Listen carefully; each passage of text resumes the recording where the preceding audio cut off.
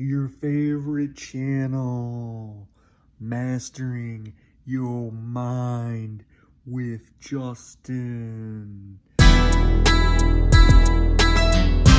Hey there, fellow overthinkers. Today we're diving into a book that will make you feel a whole lot better about those quirks, anoxia, little neuroses that keep popping up in your daily lives. The book, It's Okay to Be Neurotic, using your neurosis to your advantage. Yep, that's right. Today we're not just talking about coping with our neuroses, we're learning how to use them to our advantage. Ready to turn those overreactions into superpowers? Let's get into it!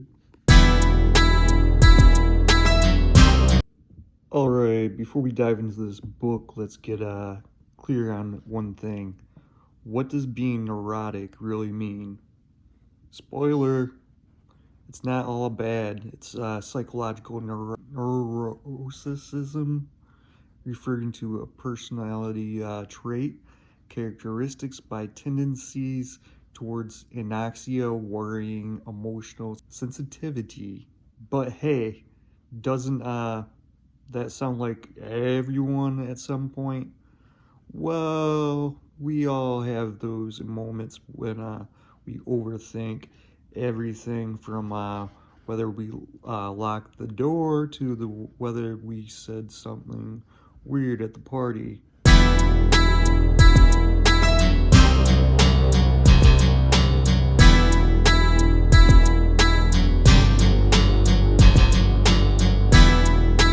So raise your hand if you ever overanalyze an email before hitting send.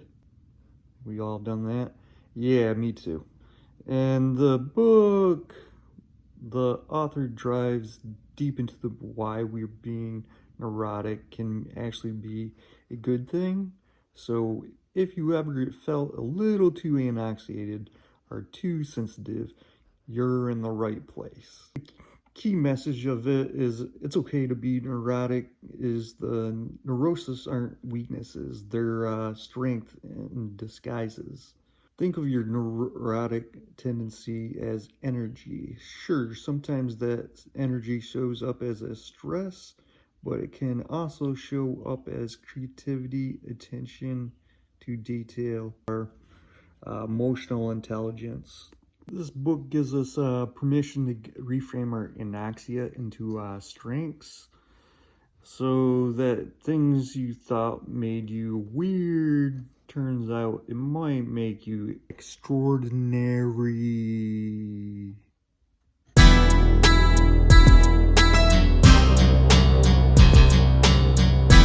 Imagine using that extra energy to solve problems, innovate, or get ahead in a career.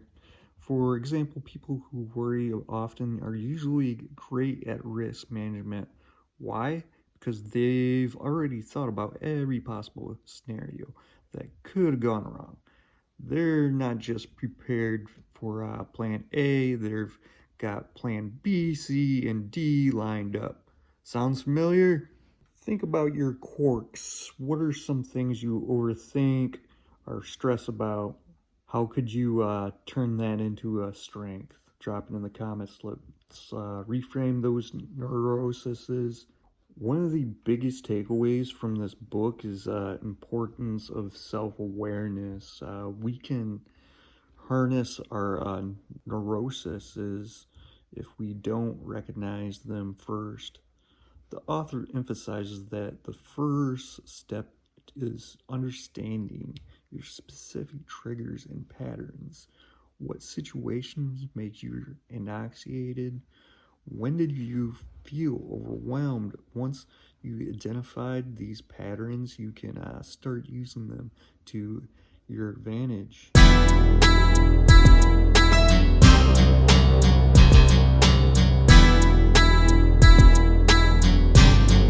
For example, if you know you get anoxiated before presentations, You can prepare yourself ahead of time with extra practice or grounding techniques. If you're hypersensitive to criticism, you can learn to reframe feedback as constructive rather than personal. The book encourages us to embrace these quirks because self awareness is the first step to mastery.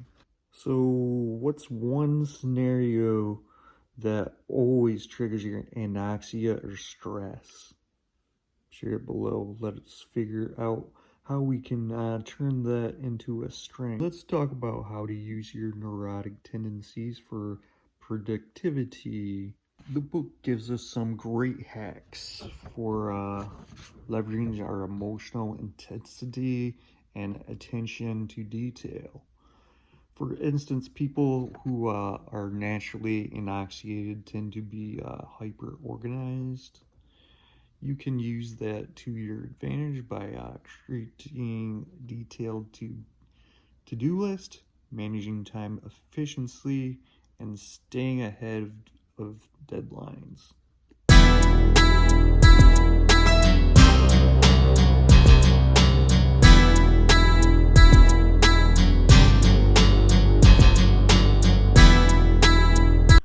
Another gem from the book is to learn to ride the wave of emotional energy.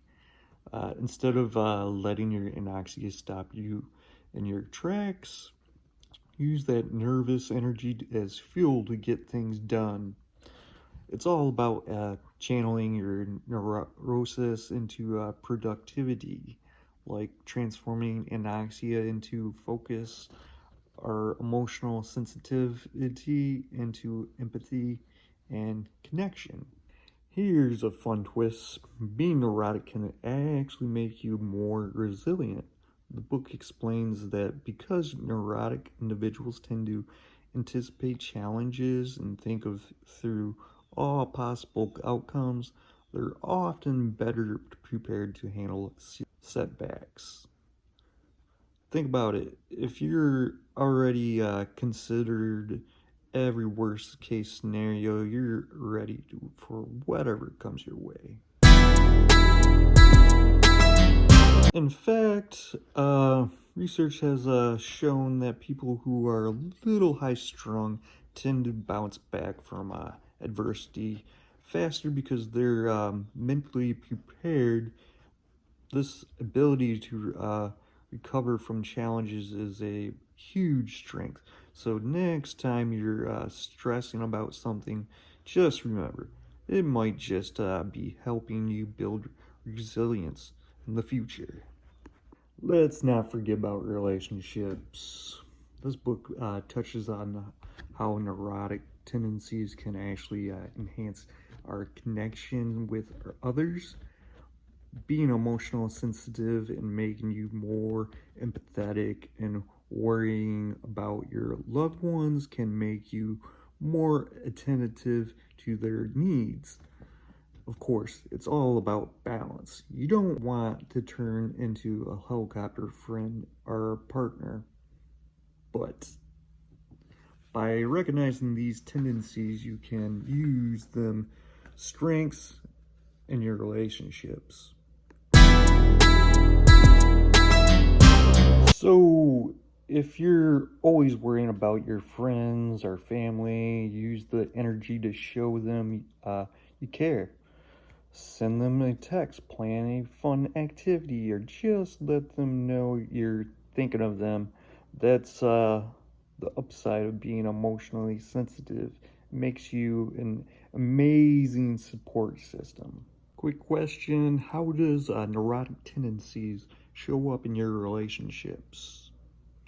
Have they ever helped you become a better friend, partner, or family member? Share your story with us in the comments.